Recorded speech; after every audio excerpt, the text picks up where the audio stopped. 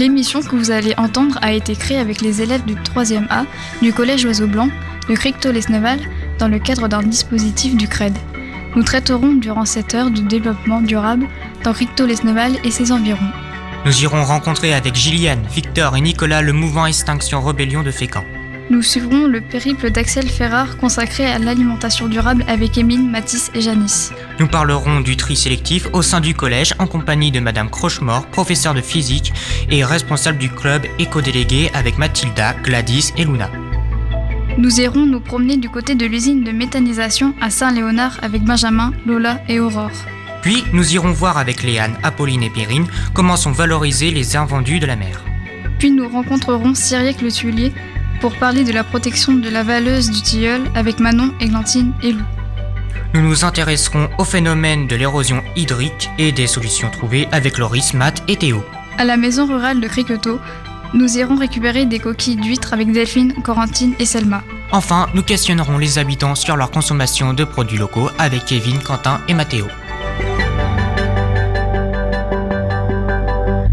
Extinction Rebellion, c'est un mouvement mondial de désobéissance civile qui lutte contre le réchauffement climatique. Il a été lancé en octobre 2018 au Royaume-Uni. Depuis, il s'est diffusé dans 70 pays, tels que l'Inde, le Japon, la Nouvelle-Zélande, l'Australie. Leur but est que les gouvernements nationaux reconnaissent la gravité de la crise écologique et qu'ils agissent pour réduire les émissions de carbone. Ce mouvement demande aussi la création d'une assemblée citoyenne pour décider des mesures à prendre. C'est un peu ce qui est en train de se produire. La Convention citoyenne pour le climat a rendu son rapport ce 21 juin. Leur symbole représente un sablier au milieu de la Terre pour rappeler que de nombreuses espèces sont en train de disparaître. Une antenne de ce mouvement a été créée à Fécamp en octobre 2019. Le collectif a commencé par une manifestation contre la surconsommation dans un centre commercial le jour du Black Friday. Nous les avons rencontrés. Je m'appelle Mathilde, je suis membre d'Extinction Rebellion depuis sa création à Fécamp. Et moi, c'est Suzy, je suis membre d'Extinction Rebellion depuis à peu près 1 an et demi et donc partie du groupe Fécamp aussi. Quand est-ce que le collectif d'Extinction Rebellion de Fécamp a été créé ? Alors elle s'est créée au mois de septembre, au mois de septembre de 2019. Quels sont les buts d'Extinction Rebellion ? Donc le mouvement, qui est un mouvement international, qui est présent dans 60-70 pays du monde, a 4 revendications principales. Donc la première, c'est une vraie reconnaissance de la gravité de la situation, de l'urgence climatique, et une communication honnête sur le sujet. Donc on dit dites la vérité. On se dit au sein du mouvement, par exemple, que si on parlait autant de la crise écologique qu'on parle de coronavirus actuellement, par exemple, il y aura beaucoup plus de personnes qui se bougeront pour faire avancer les choses dans le bon sens. Donc la première demande du mouvement, c'est vraiment que les médias, les gouvernements, ils communiquent sur le niveau d'urgence actuel et d'avancer. La deuxième revendication, c'est une neutralité carbone avant 2025. Donc, une neutralité carbone, ça veut dire qu'on absorbe autant de carbone qu'on émet dans l'atmosphère. Donc, en réduisant nos émissions, mais aussi en plantant des arbres et d'autres systèmes d'absorption de carbone. Pour arriver à une neutralité, donc un zéro émission nette, avant 2025. Donc, c'est très ambitieux, beaucoup plus ambitieux que l'accord de Paris, par exemple. Et la troisième revendication du mouvement, c'est l'arrêt immédiat de la destruction des écosystèmes donc océaniques et terrestres, parce que il y a le réchauffement climatique, mais il y a aussi une grosse crise écologique avec l'effondrement de la biodiversité qu'on est en train de vivre actuellement. Et la quatrième revendication, c'est la création d'une assemblée citoyenne qui serait chargée de décider des mesures nécessaires. Donc ce constat vient du fait que les gouvernements sont peut-être moins aptes à décider. Ils sont là pour mettre en place les mesures nécessaires, mais il y a beaucoup d'influences économiques, des lobbies, etc., qui font que les décisions ne sont pas toujours prises dans l'intérêt général. Quelles actions avez-vous menées jusqu'à présent ? Alors, nous avons donc mené l'opération Black Friday. alerter contre les dérives de la surconsommation. Nous avons fait une campagne d'affichage aussi pour dire la vérité, pour dénoncer la perte de biodiversité, etc. Et aussi fait une conférence, toujours dans le même but de dire la vérité sur l'état écologique de notre planète. Quel est votre mode d'action? Voilà, notre mode d'action, c'est la désobéissance civile, mais non violente, dans le respect des personnes et des biens. C'est-à-dire qu'on fait des choses qui ne sont pas déclarées à l'avance, qui ne vont pas dans le sens de la loi. Ça peut être au niveau des affichages, ça peut être au niveau des lieux, mais toujours dans la non-violence.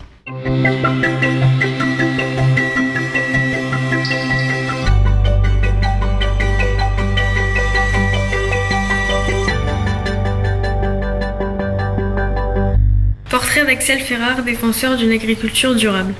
Axel Ferrard a 26 ans. Il vient de Lisieux en Normandie et il fait ses études dans plusieurs villes en France, dont Le Havre. Le 1er mai 2019, il décide de partir de Saint-Malo pour réaliser un tour de France en solitaire à vélo, grâce à un drone et une caméra GoPro. Il va enregistrer ses rencontres avec des personnes qui développent des pratiques écologiques dans l'agriculture, son objectif final étant de réaliser un film documentaire. Lors de son périple, il dormira dans une tente, cuisinera sur un réchaud et se lavera grâce à une douche solaire afin de minimiser son impact négatif sur l'environnement. Parmi ces initiatives, il lancera aussi des opérations de ramassage des déchets en montagne et sur les plages. Voyons aujourd'hui quel bilan cet aventurier tire de ses expériences. Bonjour, monsieur Axel Ferrard. Bonjour, Mathis. On va vous poser 3 petites questions, donc je vais commencer par la première. D'abord, qu'est-ce qui vous a motivé à partir faire le Tour de France ? Alors, qu'est-ce qui m'a motivé ? Beaucoup de choses. Déjà, moi, j'ai eu la chance de savoir très tôt dans quoi je voulais travailler, enfin, dans quoi je voulais m'investir. C'était tout ce qui est en lien avec l'écologie. Donc, j'ai eu la chance d'orienter mes études par rapport à ça. Donc, j'ai un bac +5 dans tout ce qui tourne autour de l'écologie, du développement durable. Et il se trouve qu'à partir de 2015, j'ai vraiment voulu essayer de me tester aussi moi-même d'un point de vue plus personnel. Je voulais traverser la France à vélo et je me suis dit ça serait dommage de réussir cet exploit parce que je partais de Savines-le-Lac qui est à côté de Gap dans les Hautes-Alpes pour rejoindre Lisieux donc qui est en Normandie donc pas très loin du Havre pour faire 1500 km en 2 semaines. Et je me suis dit, c'est dommage de réaliser cet exploit-là sans mettre quelque chose derrière, sans défendre une cause. Et comme moi, j'ai beaucoup de convictions dans l'écologie et le développement durable, j'ai vraiment eu ce déclic de me dire, tiens, je vais partir pour ça. Donc ça a déjà commencé en 2015. Après, je suis reparti en 2016, 2017, 2018 et 2019. Donc c'est le projet pour lequel on va discuter.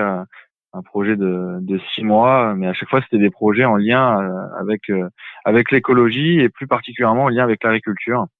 Voilà, après mon parcours quoi.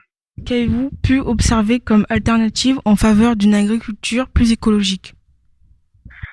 Il y a beaucoup de choses. Il y a énormément de sujets. Moi, mon sujet, c'est de dire que l'agriculture est transversale justement à de nombreuses thématiques. Quand on parle d'agriculture, on parle de consommation, on parle de production, on parle de transformation des produits.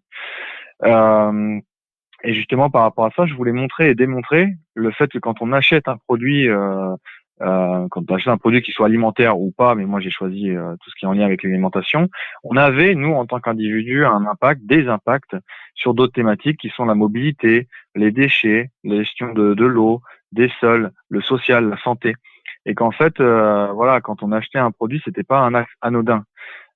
Et que finalement, quand on achetait un produit, ça avait vraiment un impact sur plein d'autres choses et que c'était vraiment important de sensibiliser sur cette question-là. Moi, mon projet, c'était vraiment de réaliser un documentaire donc pour cette année, donc qui devrait sortir en septembre-octobre 2020, qui mettra en évidence plusieurs initiatives. Donc, je vais rencontrer plusieurs initiatives en lien avec le zéro déchet, donc des personnes qui, tout au long de l'année, ne créent quasiment aucun déchet, donc qui se sont réorganisées, etc. Je vais rencontrer des personnes qui, justement, par exemple, ont ont recréé un camion, ont aménagé un camion pour mettre dedans des produits en vrac et qui après font le tour de plusieurs communes tout au long de la semaine.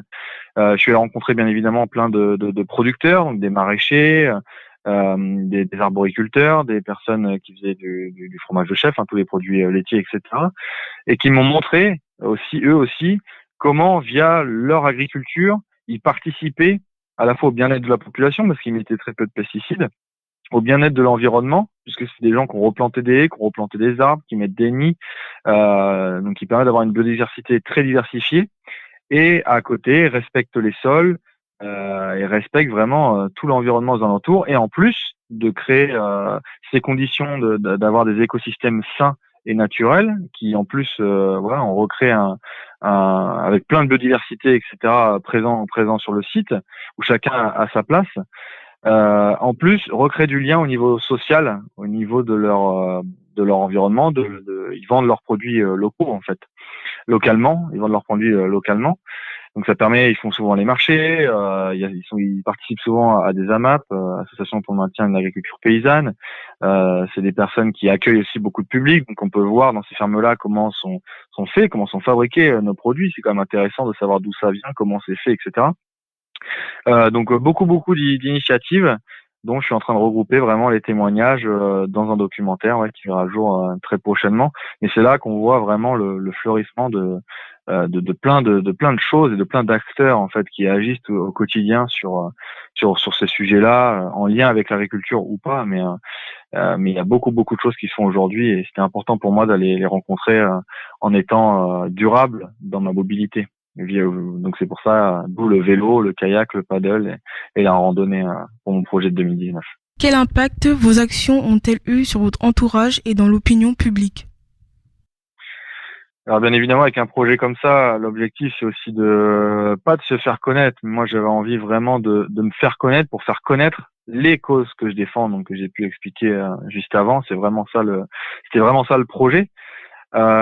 Et bien évidemment, l'objectif c'était de sensibiliser. Donc je suis allé vraiment dans des écoles aussi, parce que pour moi c'est hyper important. Donc dans mon projet de 2019, j'ai sensibilisé entre 500 et 600 enfants et étudiants et même des personnes dans des entreprises.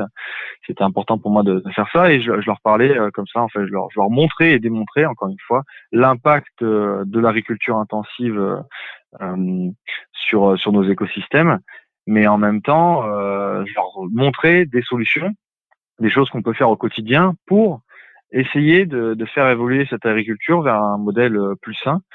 Après, au niveau de mes proches, j'essaye aussi de les sensibiliser. C'est important, même si c'est des sujets compliqués et délicats, parfois même surtout avec ses proches.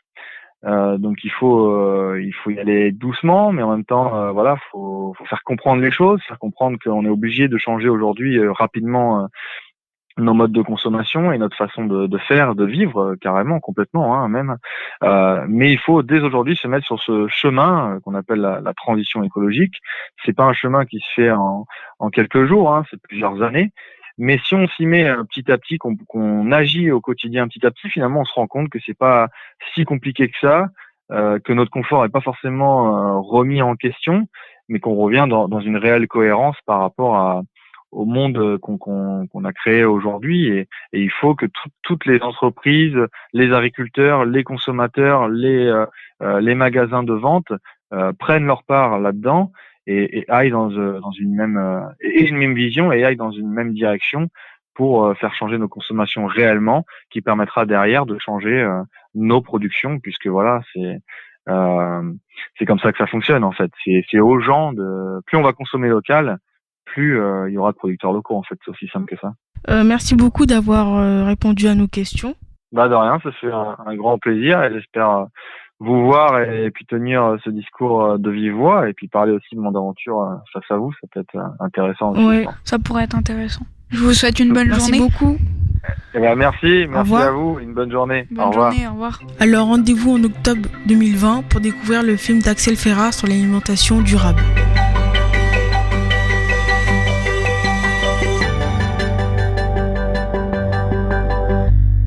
Nous aussi élève du collège de Cricto. Nous participons à notre manière au développement durable. Nous disposons d'un club éco-délégué et d'un club nature. Nous avons rencontré la responsable du club éco-délégué, Madame Crochemort, qui va nous montrer que chaque geste compte. Bonjour, donc je m'appelle Céline Crochemort, je suis enseignante au collège L'Oiseau Blanc et je pense que vous êtes venus me voir dans le cadre du club des éco-délégués. Comment avez-vous eu l'idée de créer ce club et pour quelles raisons ? Alors en fait, l'idée est venue du principal de l'époque, c'était Monsieur Brandy. Il a vu qu'on était investi dans le développement durable, donc il nous a proposé un stage pour former nous-mêmes des éco-délégués. Comment vous vous organisez pour la collecte des objets ? Alors en fait, on a mis en place avec les élèves différentes collectes. On a commencé tout d'abord par le papier, parce que c'était le gros souci dans ce collège. Les bannettes de Xal étaient remplies essentiellement de papier et ce papier allait à la poubelle classique. Donc on a ciblé en premier le papier et ensuite est venu les collectes de bouchons, les collectes de cartouches, mais aussi nous faisons maintenant un potager où on essaye de sensibiliser les élèves à de plus en plus de choses. Qui vient les chercher ? Alors en fait, on travaille avec différentes associations. Pour ce qui est du papier, on travaille ni plus ni moins avec la communauté urbaine du Havre. Le conteneur est à l'entrée du collège. Quand il est plein, on appelle, ils viennent le vider et ça va en collecte papier. Pour ce qui est des cartouches, on travaille avec l'association LVL qui va en fait donner l'argent à une association liée à l'enfance et à la maltraitance de l'enfance. Donc en fait, c'est reversé à une association. Pour ce qui est de la collecte des bouchons, nous travaillons avec l'association Bouchons 276. L'argent collecté par ce recyclage est reversé aussi à une association, mais là cette fois-ci pour les personnes qui sont en situation de handicap. Et puis nous travaillons également au recyclage depuis peu sur les stylos avec TerraCycle et on reçoit un chèque qu'on reverse à n'importe quelle association de notre choix. Pourquoi vous faites toutes ces actions au niveau du collège ?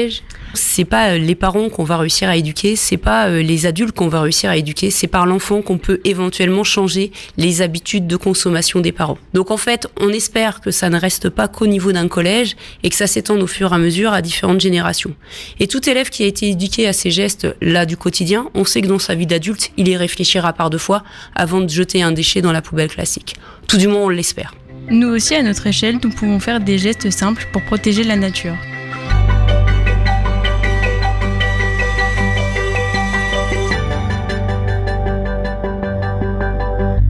Aujourd'hui, limiter le réchauffement climatique et l'épuisement des ressources de la Terre sont primordiales. Parmi les solutions, c'est développer le principe de méthanisation. Alors on peut se poser la question, qu'est-ce que la méthanisation ? Dans le mot méthanisation, on entend le mot méthane. Mais qu'est-ce que le méthane ? Le méthane, c'est un gaz à effet de serre, donc polluant. Il est principalement produit par les vaches, mais aussi par des matières organiques comme le foin, le fumier et autres lisiers. Il est également produit par des matières industrielles issues de l'agroalimentaire, exemple l'entreprise Olvea. La méthanisation, c'est donc le fait d'utiliser le méthane pour produire une énergie verte. Nous avons donc rencontré le responsable du site de méthanisation de la centrale biogaz des Hautes-Falaises, située à Saint-Léonard, en Seine-Maritime, monsieur Fintrini. Comment un site de méthanisation fonctionne ? Donc un site de méthanisation, ça va être valoriser des matières organiques, donc souvent des déchets, pour faire du gaz. Alors pour ça, on va utiliser un mécanisme biologique avec des micro-organismes qu'on peut retrouver dans une panse de vache ou dans les marais, ça va être les mêmes. Ces micro-organismes ont besoin de matière organique. Donc on va les mettre dans la matière organique, dans une cuve fermée. Ils fonctionnent de manière anaérobie, on va les chauffer. Et quand ils vont se développer, ces micro-organismes, ils vont créer du gaz qu'on va récupérer pour ensuite injecter dans le réseau. Et aussi dans ce procédé-là, on va récupérer, une fois que la matière organique est digérée, on appelle ça du digestat, et on l'utilise pour fertiliser les champs agricoles autour. Alors ici sur site on est 3 salariés, il y a 3 emplois directs, donc il y a moi ici responsable avec 2 techniciens. Quel est l'intérêt de la méthanisation par rapport au développement durable ? La méthanisation, ça s'inscrit dans un projet d'économie circulaire. On va collecter des déchets d'origine agricole et puis agro-industrielle autour de nous. On va les valoriser en faisant de l'énergie avec, donc du gaz, qu'on va redistribuer localement avec le réseau GRDF, le gaz de ville, sur l'agglomération fécampoise. Qui en bénéficie et où sont distribuées l'énergie produite ? Des habitations et puis des industriels produit 1 700 000 m3 de gaz par an. Ça fait à peu près 17 gigawattheures annuels. C'est 10% de la poche de consommation de l'agglomération, là, à peu près, en gaz. La centrale biogaz permet d'éviter le rejet de 3 970 tonnes de CO2 annuel. En plus du biométhane, le processus de méthanisation fournira 17 500 tonnes de digestat par an. Le résidu issu de la dégradation de la matière organique sera redistribué aux agriculteurs qui fournissent le site de substrat. Volvé Biomasse, dont le siège social est situé à Montpellier, prévoit d'installer une deuxième usine de méthanisation en Seine-Maritime à Bellangreville au sud de Dieppe.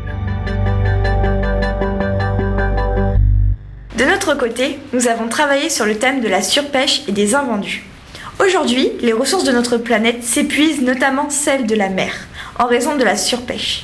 Plus de 90 millions de tonnes sont pêchées chaque année dans les eaux du monde entier. La quantité de poissons capturés empêche la reconstitution des stocks. Un tiers des effectifs de poissons sont en situation de surpêche. Ce chiffre s'élève même à 93% en mer Méditerranée. Ces chiffres sont donnés par l'association WWF. En résumé, on capture plus de poissons qu'il ne s'en reproduit. Les poissons sont aussi trop gaspillés. C'est pourquoi des associations, dont le Panier de la mer, ont été créées. L'appellation Panier de la mer a vu le jour en 1997 dans le Finistère. Cette expérience a suscité l'intérêt d'autres personnes sur le littoral français. Ainsi, en 2016 à Fécamp, le projet a été porté par l'association Actif Insertion dont M. Christophe Courcou est le directeur. Il a accepté de répondre à nos questions. Quelle est la quantité d'invendus chaque année à Fécamp? Déjà, c'est pas que Fécamp, parce que nous, on ramasse la partie de Fécamp jusqu'à Granville. D'accord. Donc, on est ex-Basse Normandie, donc Granville, Cherbourg, Grand-Camp-Messy, et puis jusqu'à Fécamp. Donc, en 2017, le poids brut d'invendu, c'est 34 tonnes, 83 kilos, et le poids net redistribué, c'est 12 600 kilos. En 2018, l'invendu, c'est 55 tonnes. Alors, le 2017, c'est un peu moins parce que c'était le début de l'opération, donc on n'est pas sur une année pleine. Hein. Mais donc en 2018, 55 tonnes, 55 834 kilos, et un poids net redistribué à 21 tonnes, 20 953 kilos. En 2019, 63 tonnes d'invendus, 63 127 kilos. Et on a également eu des dons. Donc on a travaillé avec des dons, c'est des invendus, mais pas des invendus de criée, c'est des invendus de pisciculture, donc notamment c'est de la truite. Donc on a eu 5 tonnes 7 de dons, ce qui fait en tout 68 tonnes 900 kilos. Donc quasiment 69 tonnes, pour un poids redistribué de 30 tonnes 74, plus 2008 de truite. 2800 kilos de truite, donc pour un poids redistribué de 32 tonnes 887. Voilà, donc ça monte rapidement. Et comment vous les récupérez, les invendus? Alors les invendus, on a un jeu de défiscalisation avec nous on est en lien avec les responsables des différentes criées des villes qui la veille ou l'avant-veille nous disent voilà il me reste tel type de produit. Donc soit il y a des produits qui nous donnent, soit on négocie un prix de rachat très très faible de l'ordre de 30 à 50 centimes le kilo. Et ensuite ces produits-là, j'ai envie de dire, sont chargés dans un camion qui de toute façon va faire la navette, c'est-à-dire un industriel qui dit je vais aller livrer Dieppe ou Fécamp, donc je vais livrer du produit vendu, entre guillemets, un professionnel, et comme j'ai de la place dans mon camion, le produit Panier de la mer, je vais le mettre en plus et je vais le livrer en même temps. Alors nous on le paye pas, mais on leur émet un bon de défiscalisation pour qu'ils puissent enlever ça de leurs impôts. En fait, ils enlèvent le coût que ça aurait coûté de ce qu'ils payent en impôts. On les paye pas, mais ils les déduisent de leurs impôts sur les sociétés. Comment transformez-vous les poissons? Alors les poissons, ils arrivent ce qu'on appelle en froid positif, donc ils arrivent en température frigo, comme votre frigo chez vous, à peu près à 4 degrés. Donc d'abord on vérifie, parce que comme c'est du produit qui est déclassé, il y a des fois, les gens ont un peu fait moins attention, etc. Donc il faut que les normes sanitaires soient impeccables. Donc on vérifie la température du poisson, il est mis en chambre froide positive, donc en frigo, et au fur et à mesure, nous on a 3 tables de découpe, 12 salariés, et selon ce que c'est comme poisson, on va faire soit du filet, donc on sort caisse par caisse devant chaque table, ils sont 4 ou 5 par table, et et on va faire soit du filet, soit ce qu'on appelle du pack, nous, mais vous savez, c'est comme des dardes, hein, des dardes de saumon, des grosses tranches. Donc le poisson, il est étêté, équeuté, ouvert, vidé, et ensuite après il est coupé en morceaux, il est remis, il est mis pour être lavé, et ensuite il est placé sur des grilles dans un surgélateur. Donc un surgélateur, c'est pas comme à la maison où quand on veut congeler, on jette quelque chose dans le fond du congèle. Là c'est un cycle, en fait ça ressemble plus à un four si vous voulez, sauf qu'au lieu de chauffer ça devient froid, ça descend à moins 47 degrés, et il y a un cycle qui selon le produit va d'1h30 à 2h30. Et ce qui fait qu'après le produit, alors il faut bien les espacer pour pas que ça colle, ça c'est quand on congèle quelque chose, c'est voilà. Et donc ensuite c'est sorti, les produits sont congelés, ils sont pesés, mis en sac de 1 kg, listés, on a une espèce de fermeture thermique. On remet une étiquette dedans aussi parce que c'est la question de la traçabilité. Sur l'étiquette, il y a un numéro qui correspond à savoir où le produit a été pêché, quand, par quel bateau, par quel crier il est passé, par quel transporteur et dans quel labo il a été mis en conditionnement. Et ensuite, ces sachets de 20 kg sont mis dans des cartons de 10 sachets, donc 10 kg, et ça repart chez nous en chambre froide négative, donc là à moins 18 degrés, un congélateur. Nous, on a tout un logiciel de suivi parce qu'il ne s'agit pas d'une coupure d'électricité pendant la nuit. Et ensuite, la palette n'est faite que quand le client arrive chercher sa palette, parce que sinon, imaginez si ça fait 3 jours qu'on fait de la truite, il n'y aurait qu'une palette de truite, donc on mixe les cartons pour que le client il ait un assortiment de différents produits. Et ensuite, la palette de 480 kg, 48 cartons, la palette elle est constituée, elle est blistée, vous savez, avec du film plastique autour qui se déroule, et elle est chargée dans le camion par la suite. Ça correspond aussi à un process de ce qu'on appelle dans la chaîne de froid une marche en avant. Du coup, où vont ces produits transformés? Alors nous, comme ces produits, ils sont l'objet d'un don ou d'un achat vraiment pas cher à des prix négociés, je peux pas le vendre, on n'a pas le droit de vendre ce produit par exemple dans une grande surface ou à un restaurateur, parce que sinon l'industriel qui lui achète son poisson à 4 € le kilo et puis pour le vendre à 8, il y aurait une espèce de concurrence déloyale. Donc en fait nous le produit on n'a pas le droit de le remettre sur le marché dit traditionnel du poisson. Donc qu'est-ce qu'on fait de ce produit? Il n'est vendu par conventionnement, on a des conventionnements avec l'État, avec le ministère de l'Agriculture là-dessus, et de la pêche, on ne peut le vendre que à des associations caritatives, donc des professionnels de l'aide alimentaire, c'est-à-dire Restos du Cœur, Secours Populaire, etc., pour être donnés dans le cadre de l'aide alimentaire, ou alors à des professionnels qui ont une action éducative, par exemple un restaurant d'apprentissage, un centre social, des choses comme ça, ou des épiceries solidaires par exemple. D'accord. Le pari c'est quoi? C'est de dire, je sais pas si vous avez vu notre schéma sous les yeux, mais c'est le principe de l'économie circulaire. Notez bien ça, parce que c'est très à la mode l'économie circulaire, mais ça a vraiment du sens. C'est-à-dire que un industriel, il pêche un poisson. Il se retrouve, il essaye de le vendre traditionnellement. Il en vend 80%, mais il lui reste 20% qui n'est pas vendu. Il se retrouve avec ce poisson. S'il veut pas le jeter, ça lui coûte de l'électricité pour le mettre et de la place pour le stocker, pour le congeler. Ça lui coûte de l'argent. S'il doit vraiment le jeter, on peut pas le jeter comme ça, il doit le détruire. Ça a un coût aussi. Donc nous, on leur dit, plutôt que de dépenser de l'argent à détruire un produit, ou à stocker qui va prendre la place, nous, ce produit, on le récupère. On vous fait payer moins d'impôts par voie de défiscalisation. Ce produit, il permet, nous, de faire travailler 12 personnes et de les envoyer en formation. Donc, on crée de l'emploi, on crée des parcours de formation, et les gens, ils vont sortir plus épaulés dans la vie professionnelle parce qu'ils auront été formés. En plus, ce produit, il va aller dans l'assiette de quelqu'un qui n'a pas les moyens de s'acheter du poisson. Et donc, comme c'est un produit naturel, il a une forte valeur protéinique, forte valeur énergétique, etc. Et on prend le pari que cette personne qui aujourd'hui, avec son poisson dans son assiette, qui n'aurait pas eu les moyens de s'acheter, parce que c'est quand même relativement cher du poisson, mais c'est de bonne aloi en termes d'équilibre alimentaire, cette personne, le jour où elle va réaccéder à l'emploi, et où elle va avoir un pouvoir d'achat et qu'elle ne pourra plus aller à l'aide alimentaire, mais qu'elle va disposer qu'elle va retrouver du boulot et que derrière elle va disposer d'un pouvoir d'achat, elle aura pris les habitudes d'acheter du poisson, et donc elle va acheter du poisson, et donc du coup le pari c'est que le producteur, on revient à la boucle et bouclée, le producteur derrière, lui, c'est plus 80%, c'est plus 80% de son volume qu'il va vendre, c'est peut-être 90% parce qu'il aura plus de clients.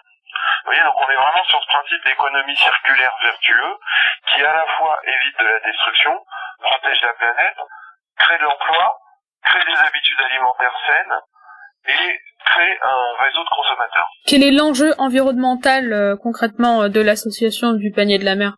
L'enjeu environnemental, c'est déjà de travailler avec un produit qui est considéré comme un produit déchet, alors que c'est un produit qui est sain. C'est-à-dire que les 68 tonnes dont on en parlait là, imaginez si c'est ces 68 tonnes de nourriture saine qui avaient été détruites, ça aurait coûté de l'argent, coûté de l'énergie, c'est-à-dire des fluides, de l'électricité, du stockage, des camions, traiter des déchets aujourd'hui, c'est vraiment l'enjeu du siècle à venir, la gestion des déchets, c'est traiter des déchets, ça coûte cher. Ça coûte cher pour ne pas, parce qu'il y a 40 ans, on remettait ça dans le fond du port, mais où les déchets, on les enfouissait, mais là, l'enjeu, c'est d'éviter des coûts de gestion des déchets. Le deuxième aspect, c'est de protéger la ressource. Vous savez qu'avec les normes européennes, maintenant, on n'a plus droit à rejeter du poisson en mer, il y a des normes il y a des quotas de pêche, on n'a pas le droit de pêcher des sous-tailles, etc.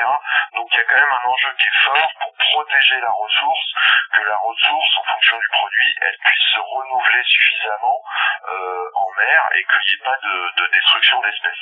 Donc c'est d'arriver à une pêche plus juste et une meilleure optimisation du produit de la pêche.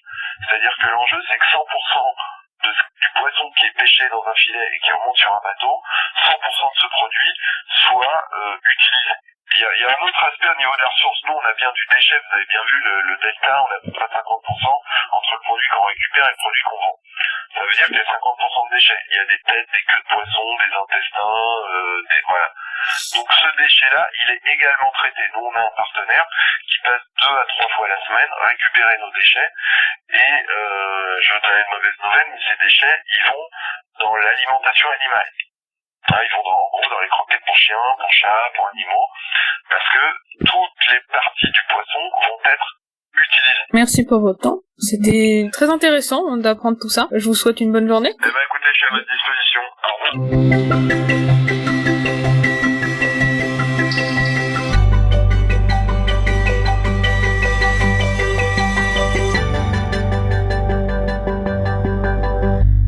Et maintenant, nous allons parler d'un lieu qui nous tient à cœur. Pour cela, nous avons décidé d'interviewer Monsieur Cyriaque Le Tulier, qui a un rôle crucial dans la protection de la Valeuse du Tilleul. La Valeuse d'Antifère, qui donne accès à la plage d'Antifère, c'est un site naturel qui était déjà connu à l'époque de Guy de Maupassant.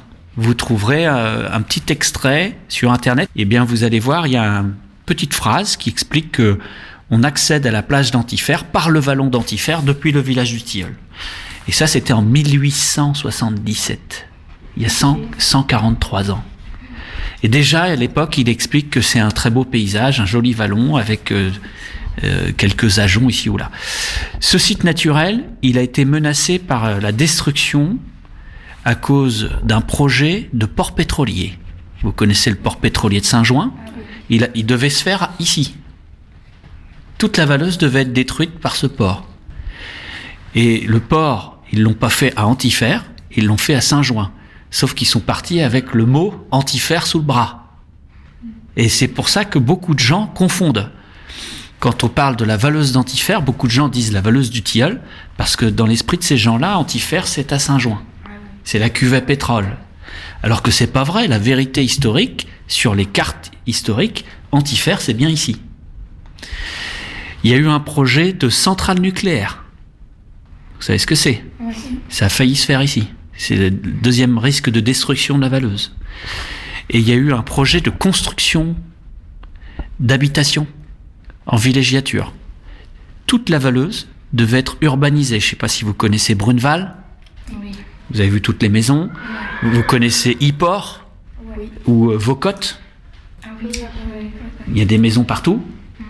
Et ben la Valeuse d'Antifère a failli être urbanisée comme ça dans les années 80. Et en 1994, on a un organisme qui a protégé le site, qui s'appelle le Conservatoire du Littoral.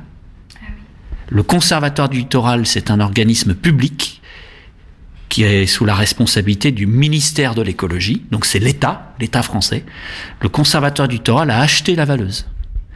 Et la mission du Conservatoire du littoral, c'est de la protéger pour toujours, pour que vous, les générations déjà présentes, mais aussi vos enfants et tous les enfants à naître, puissent profiter de la Valeuse comme vous en profitez.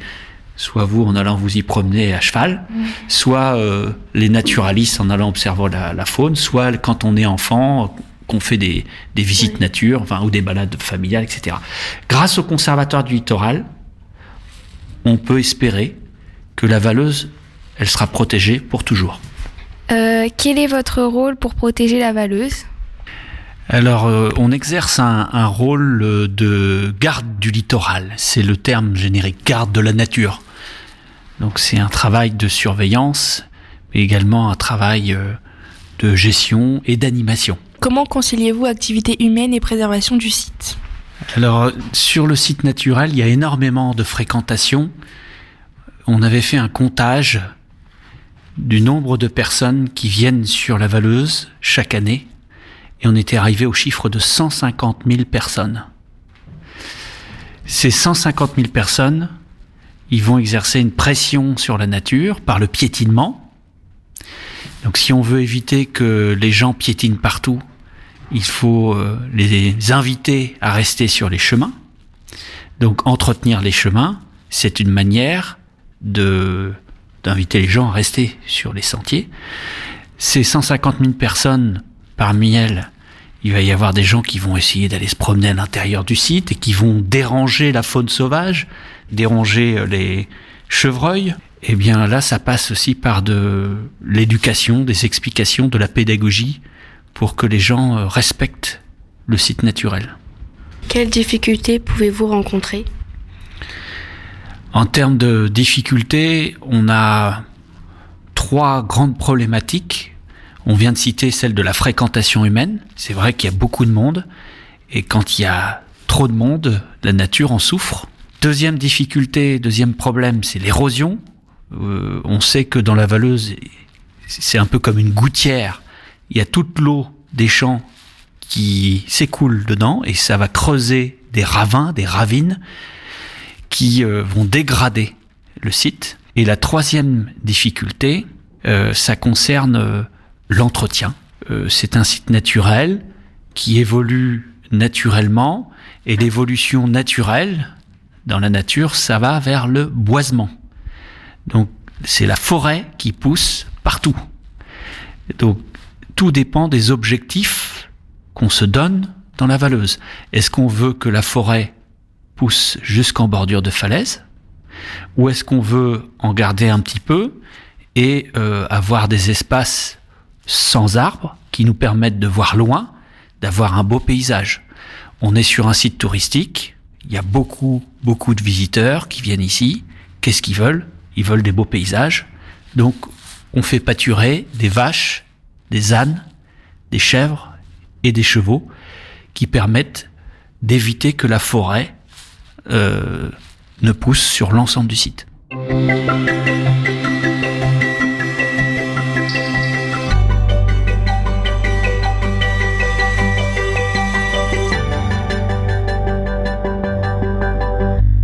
En Seine-Maritime, le paysage agricole est très ouvert avec peu de haies ou d'arbres visibles entre les champs.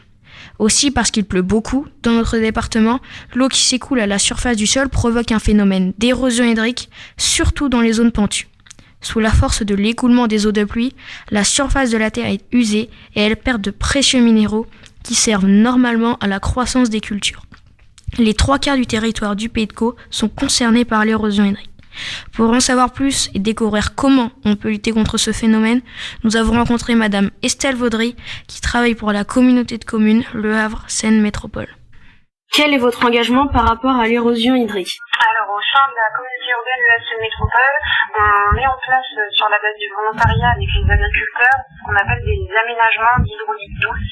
Donc, en fait, ce sont des petits aménagements naturels qu'on installe sur des parcelles de façon à freiner l'érosion hydrique et permettre l'infiltration de l'eau pour éviter qu'elle ruisselle.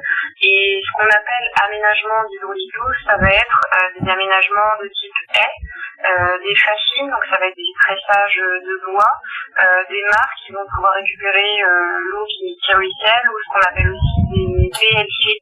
Donc ça, ce sont des bandes lignocellulosiques qui sont mises en place pour le même rôle, pour freiner le ruissellement et faire en sorte que l'eau s'infiltre. Est-ce que Cricto et ses alentours sont touchés par ce phénomène et quelles en sont les principales victimes? Cricto et les alentours sont touchés, donc au sein pareil de la communauté urbaine dont fait partie Cricto, on a ce qu'on appelle un décret érosion.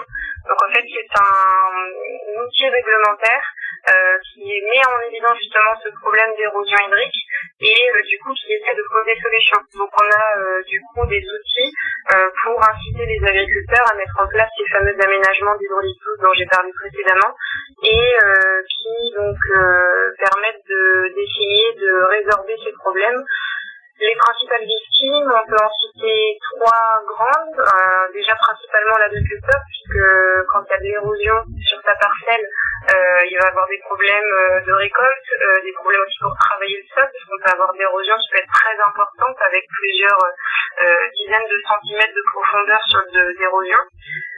La deuxième chose, ça va être aussi la qualité de l'eau potable qui peut avoir du coup une qualité qui est moins bonne du fait en fait de l'érosion de ces particules de terre qui vont se retrouver avec l'eau dans ce qu'on appelle des bétoirs, qui est quelque chose de très récurrent sur le pays de Caux.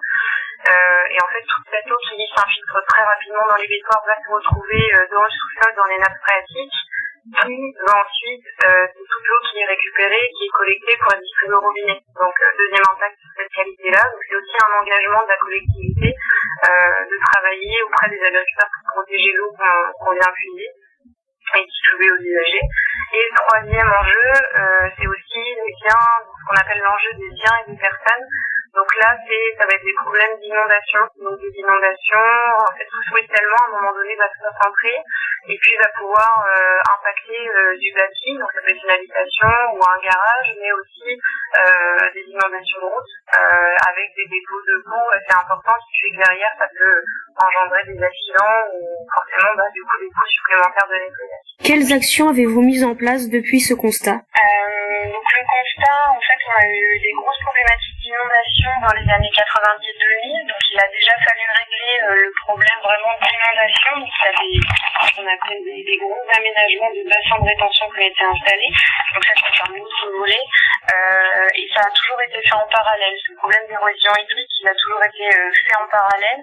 Et donc c'est toujours la même réponse, c'est mettre en place des aménagements d'hydraulique douce avec les agriculteurs ou avec les propriétaires de parcelles sur lesquels on va avoir ces problèmes d'érosion.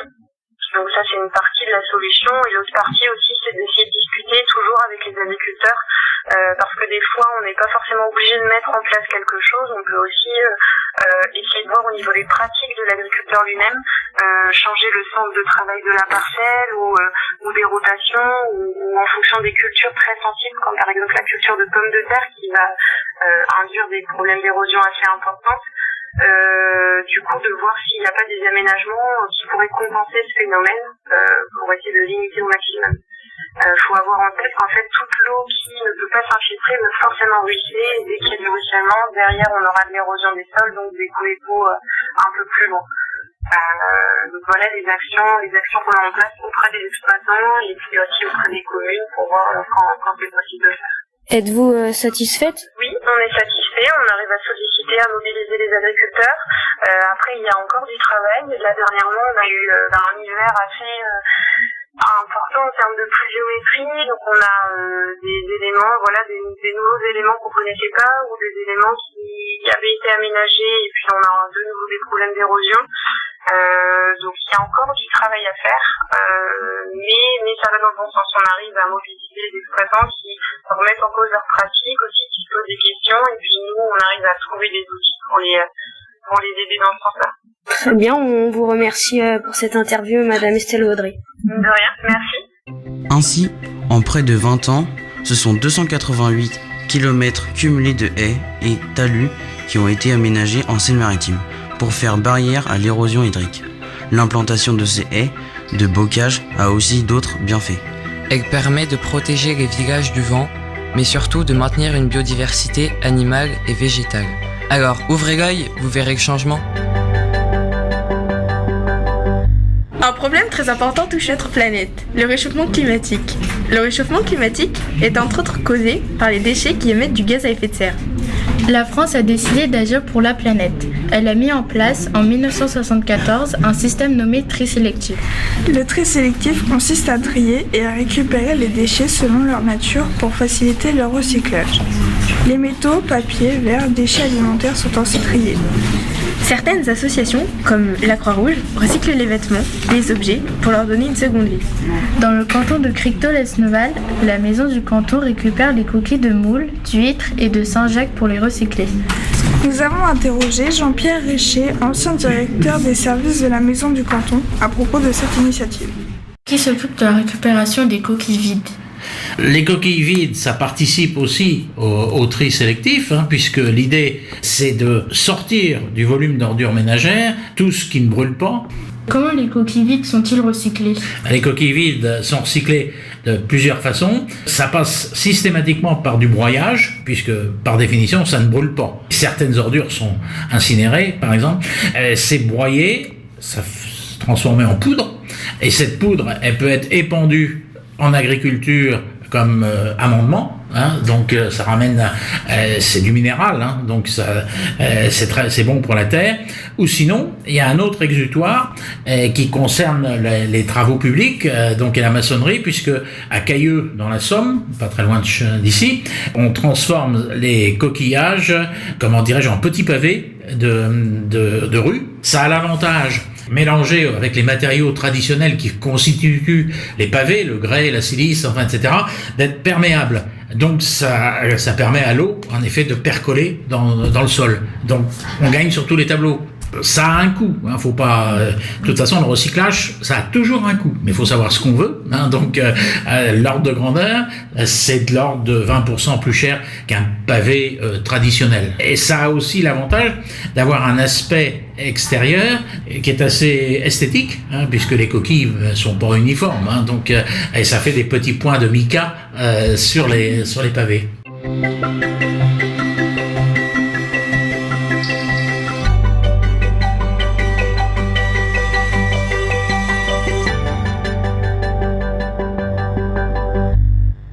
Aujourd'hui, en raison du réchauffement climatique, il est important de réduire les transports de marchandises.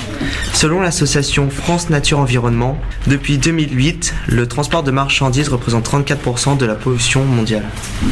En consommant des produits locaux, nous réduisons les transports de marchandises et donc la pollution. Pour savoir ce que pensent les consommateurs de produits locaux, nous sommes allés à leur rencontre sur le marché de Cricto-Lesneval. Donc consommez-vous des produits locaux ? Des produits locaux, je consomme, j'achète localement. Après, je pense que le monsieur, là, effectivement, le maraîcher, il a des produits locaux. Je viens tous les vendredis au marché. Le fromager et le poissonnier sont des produits locaux. Maintenant, il y a des fois où je suis obligée d'acheter des produits qui viennent de l'extérieur, ça c'est sûr. Oui. Mais quand vous consommez des produits locaux, est-ce que vous en consommez lesquels surtout ? Les légumes.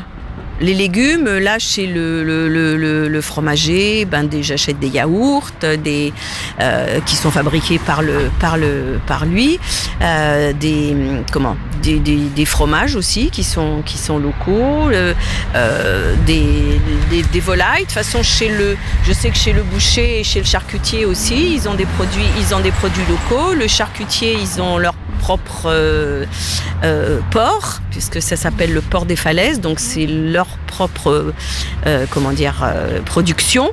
Et le boucher, je sais qu'il globalement il se fournit localement aussi. Il y a des affichettes chez lui pour la viande. Et que pensez-vous des produits locaux ? Je suis tout à fait convaincue qu'il faut essayer d'avoir une économie, comme on dit, locale, circulaire, assez.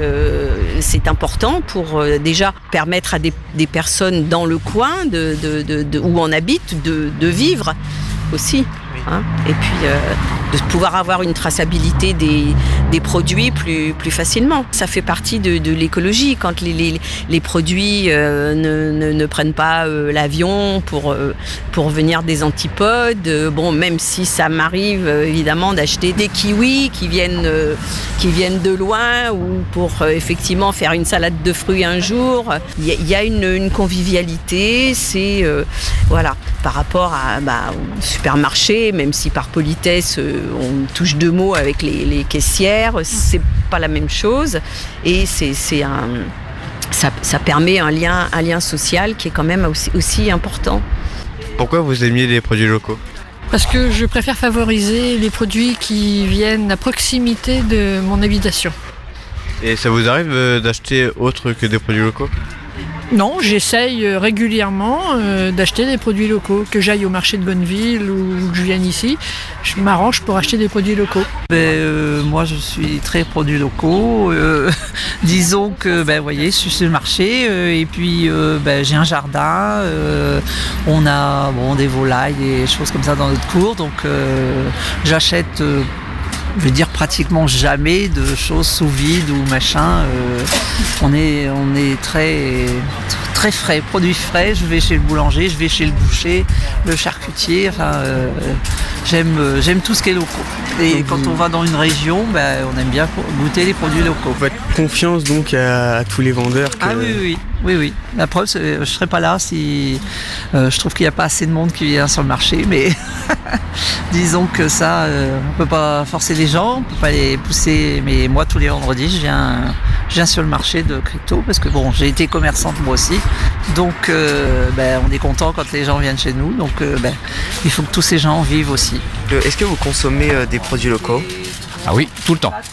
Alors, les fruits et les légumes, en principe. Et après, qu'est-ce que vous pensez des produits locaux ? Pour moi, c'est la meilleure qualité au niveau de la consommation, même pour faire la cuisine. Une tête d'ail. Et vous faites confiance aux vendeurs ? Ça dépend qui. Parce que les fruits et légumes, moi je vais à Fécamp. À Fécamp, il y a une marchand de fruits et légumes, mais il est extra. Par contre, ailleurs, ça peut être différent. Et sur le côté écologique, qu'est-ce que vous pensez que les produits locaux pourraient amener ? Ça c'est un gros sujet. Est-ce que les produits bio, est-ce que c'est vraiment bio ? Ça, parfois je doute un peu quand même. Mais bon, je fais confiance quand même aux gens pour que ce soit la vérité. C'était le développement durable à Cricto-Lesneval et ses environs, une émission proposée par les élèves du collège L'Oiseau Blanc de Cricto-Lesneval. Association Extinction Rebellion vous était présentée par Gillian, Victor et Nicolas. Le périple d'Axel Ferrard était présenté par Emeline, Mathis et Janice. Le tri sélectif au sein du collège en compagnie de Madame Crochemort. Une interview réalisée par Mathilda, Gladys et Luna. Une visite à l'usine de méthanisation de Saint-Léonard a été faite par Benjamin, Lola et Aurore. Les invendus de la mer avec les paniers de la mer par Léane, Apolline et Perrine. La rencontre avec Cyriac Le Tuilier pour parler de la protection de la valeuse du Tilleul. Un reportage réalisé par Manon, Églantine et Lou. Le phénomène de l'érosion hydrique et les solutions à proposer. Une interview menée par Loris, Matt et Théo. Une récupération de coquilles d'huîtres à la maison rurale de Cricto. Une interview menée par Delphine, Corentine et Selma. Et enfin, les habitants et leur consommation de produits locaux. Un micro-trottoir réalisé par Kevin, Quentin et Mathéo. Un grand merci à tout le personnel du collège L'Oiseau Blanc de Cricto-Lesneval et plus précisément à mesdames Baron et Nagel. Une émission produite et réalisée par Claire Barbaret et Rémi Dacheux.